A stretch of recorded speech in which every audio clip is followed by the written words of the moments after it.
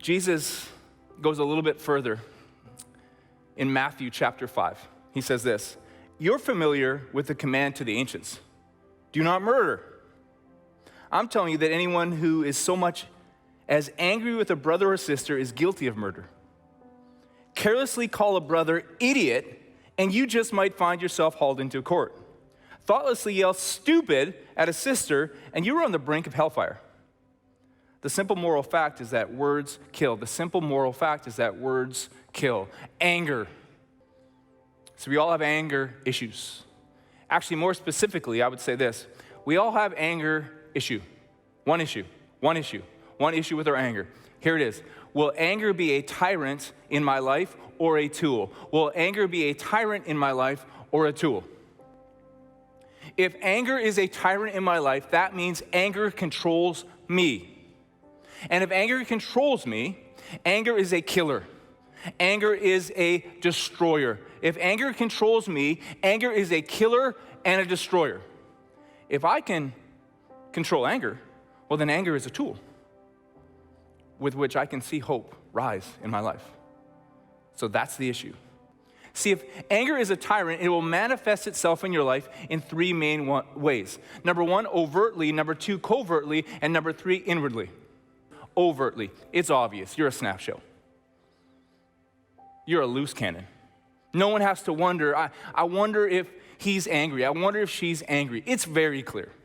You're yelling and you're shouting and you're punching somebody or putting a hole in a wall somewhere. And these are the people that we look at and say, that guy's got anger issues.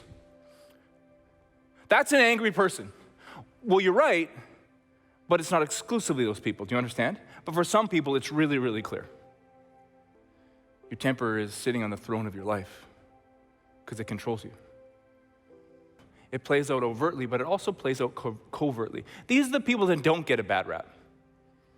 No one looks at them and says, that guy's a snap show, she's a gong show, she's out of control. But their anger controls them every bit as much. But they do it in a covert fashion. Sarcasm, slander, and silence. Let's say you've done something that makes me really angry. But I don't want to deal with, I don't want people to judge me. I don't want to be, I don't want to put my fist through drywall. But I want to hurt you. I want to hurt you. So I'm just going to be sarcastic. Sarcasm, I want you to pay, but I want some plausible deniability with the payment. The second is slander. That's an obvious one. I want to hurt you. I want to cause you pain. And one of the greatest ways that I could ever, we all know this, right? One of the greatest ways that you can hurt somebody is just talk about them behind their back. And the third is silence. Has anyone ever given you the silent treatment? It's odd because it reminds me of how when anger sits in the tyrant seat of my life, it can become self-perpetuating. I think you know this, okay? So I want you to imagine for a second that something makes you really, really angry and you do something about it. And I don't know what you do, but it was dumb. So you put your fist through drywall. And as you do it, you realize, wait a minute. This person just took the last raisin out of the Raisin Bran. I probably shouldn't put my fist through a wall over that, right? Okay, but what happens? Now I have one or two choices. Choice one. I can't. Whoa. Wow. I just put my fist through a wall. That was dumb. Or what's the second choice? Stay angry. Really angry. So I don't have to deal with what I just did. It's self-perpetuating. Anger as a tyrant is a killer and a destroyer. It plays out overtly, it's obvious, covertly, but thirdly, inwardly. Inwardly. This is a problem for you. See, we're not beating people up, we end up beating ourselves up.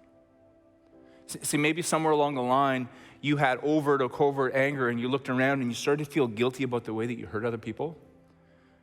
But you still haven't known how to take anger out of the tyrant seat of your life, so you decided that someone's got to pay and that somebody has become you. So you don't lash out, you lash in. You don't slander others, you slander you.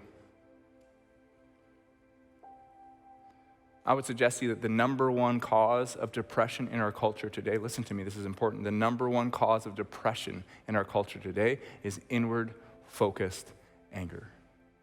So I want to talk now. If anger as a tyrant is a killer and a destroyer, how do I make anger a tool? Ask why, what, and how. Number one, why am I angry? Ask it. Is it injustice? Is it racism? Is it suffering? Because anger can be a tool, right, that can propel us to action. I can't fix everything, but I can do something about this. There's a lot of sad people out there who manifest as angry people. They're not actually angry, they're sad, but they have found, listen to this, they have found anger an easier emotion to deal with than sadness. So why are you angry? Are you sad? What makes me angry? Is it insecurity? Like I got this fragile view of self, right? And if anyone bumps into me or does anything to threaten this fragile view I have of myself, I get immediately angry. Second question, what? What do I do now?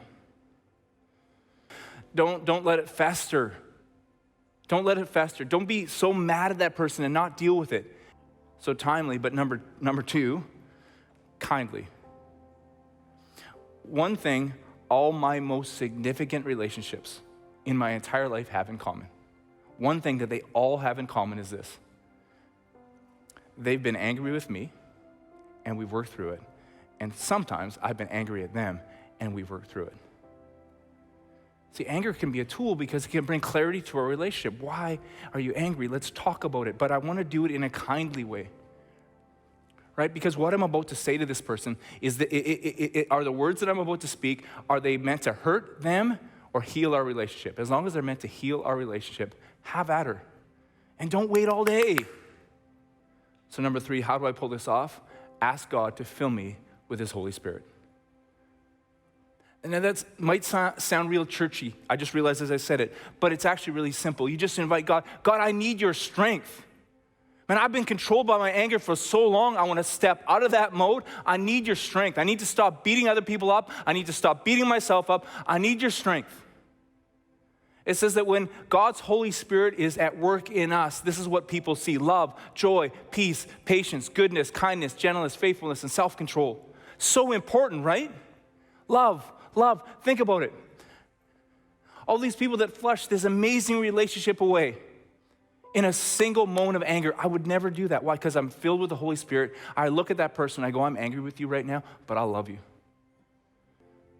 See, because if it's a tyrant, it's a killer and a destroyer. But when it's a tool, it's just another way that God can help me let hope rise in my life and through my life too.